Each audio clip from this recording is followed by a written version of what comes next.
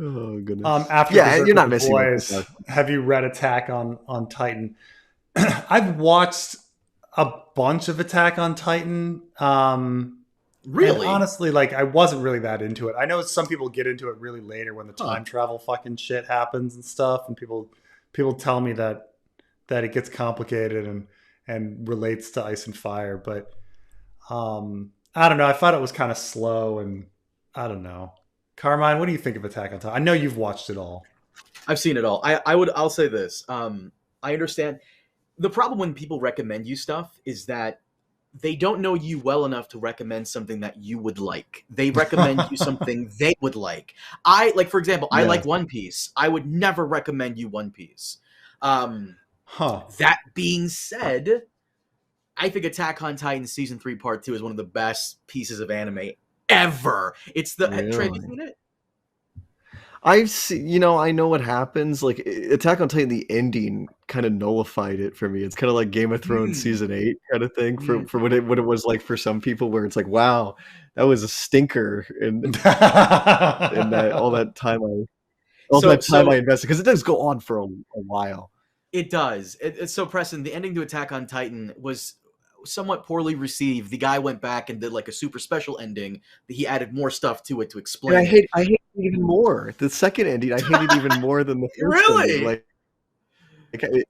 Yeah. The stupid, like, oh, it's gonna happen again. Oh, they're in a cycle. Fuck you. Like I thought that was stupid. I hate these cycle of violence. Nothing matters. Nothing matters. Cycle of violence. How profound. Like war never changes. Fuck you. By the way, to the fucking people out there who constantly recommend Attack on Titan to Preston, I'm a little offended you fucking guys aren't recommending Hunter x Hunter of all things. Preston's George R. Martin editor guy, Will, does a whole Hunter x Hunter YouTube channel. And like, I'm surprised no one's because I think Hunter x Hunter is better than Attack on Titan. The only bad episodes Hunter x Hunter has is the first two. But if you get through the first two, the rest is like cake. I'm talking about the 2011. Fun. Yeah. Oh, dude, it's great. Yeah, it's amazing. It's real fun. Carmine, you're so right about when people recommend you stuff, you're right that it's like them recommending to you, like what they like. You're like, it's an excuse for them you to learn what they like. Because yeah, I used to recommend. I wear my Blood Meridian shirt. I used to recommend people Blood Meridian. I stopped. I realized that like Blood Meridian's very acquired taste, and like I totally understand why people don't like it, because people are like, nothing's happening. They're just wandering around. And I'm just like, well, like the prose and the flow and the appreciation for real history and the attention to detail. And people just like, this is boring. I hate this.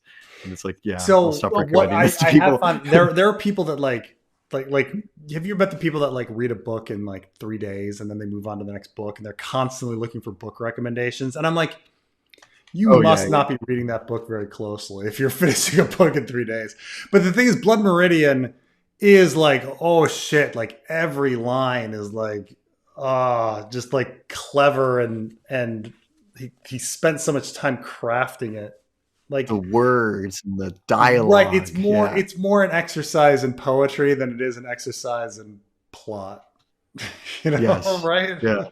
Also, Cormac McCarthy is just he is like, he does not get enough credit for being so good at what he does, because you have Blood Meridian, No Country for Old Men, and then The Road, which was, Jesus, my boy Bear loves him. So I'm surprised Blood Meridian hasn't been turned into a film yet. Has it? I don't think that's what everybody says. They've been trying for like 20, 30 years, and it's hard to adapt because there's not much story, there's not much story, and most of the stuff is told internally and through the describing the landscape and everything. Like I think it'd be very, and it's also like hard to depict, especially today, where like the whole idea of Blood Meridian is that all sides are evil, like there's evil on all sides. There's Mexicans, there's Americans, there's Comanche and Apaches being violent and mutilating people and stuff. So like you're gonna please nobody with that movie, like that. Like people like the movie, people like the Avatar, the Dances with Wolves, where it's very simple, black and white guys destroying Native Americans and how bad that is and everything. People don't like the nuance, kind of like, well, like Comanches were pretty brutal, like during the 1840s and stuff too. Like people don't like that. It's going to be hard to market that to an audience today because it makes people uncomfortable. I think. By the way, Preston, before before you move on to the just mentioning Will's channel, Extra Otter, who does the Hunter x Hunter stuff. Me mentioning that he's your editor, people, because you can't see it here, but I'm caught up ahead in the stream chat. People are like, "Whoa, I've actually watched his channel. I love his channel. I didn't know he was related or connected to Preston." Like, yeah, Will, who does his Hunter x Hunter stuff, his channel is Extra Otter. He cites Preston as an inspiration for how he tackles the material. Again, I would recommend Hunter x Hunter to Preston, or even Trey. Have you seen Free Run Beyond Journey's End? It's a beautiful anime. No, I haven't. Oh, it's so beautiful. I normally don't like that shit, but fuck, it's beautiful. I fucking love that shit. Beyond Journey's End. Sorry, I'm sorry, Preston. Oh. Yeah, Carmine, I never would have guessed that this is a good anime. This looks like this looks like this looks like the Crunchyroll dungeon, like I don't know. Wait, you're talking about Free Run Beyond Journey's End? Yeah, I'm looking at it. I would be like, this is the stuff the animes they pump out, because Japan just like pumps out like thousands of just forgettable anime where it's like, well, it's a guy, he's in a medieval fantasy world and he hangs out with a whole bunch of chicks. And who will he choose? And there's an evil dark lord. Check out Free Rent. It might put you in a somber, sad mood, but it's so beautiful. It's so good. It was one of my favorite shows of 2024. Mwah, it's beautiful. What I recommend when I was a young man, I went to Japan for a summer to teach English, and I ran into, like, keep in mind the year is, we're going back in time. Okay, it's the summer of 2001. Okay, so I am in Japan. 9/11 hasn't happened. It was, it's an innocent time. Innocent time. But I remember running into some dudes some American dudes who had moved to Japan, and I was like, "Oh, what brings you to Japan?" And they're like, "I know this sounds embarrassing, but we moved to Japan because we wanted to find out. We wanted to learn more about Japanese culture because we're really into manga."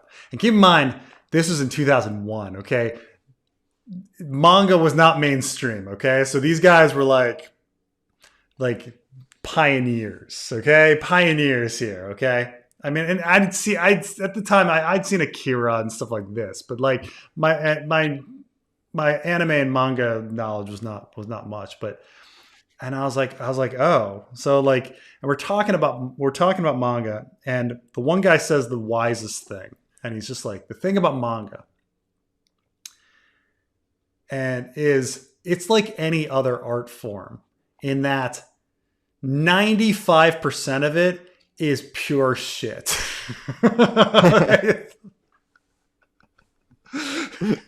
He's like, say you're into literature. 95% of it is pure shit. You know that. You're into TV. 95% of it's shit. You're into movies. 95% of it's shit. He's like, manga, anime, no different. There is so much bad manga and so much bad anime out there that you have to talk to people to get recommended the good stuff. Because if you just delve in, it's just fucking shit. I just remember that conversation forever. Because now we're flooded with even more shit anime and shit manga.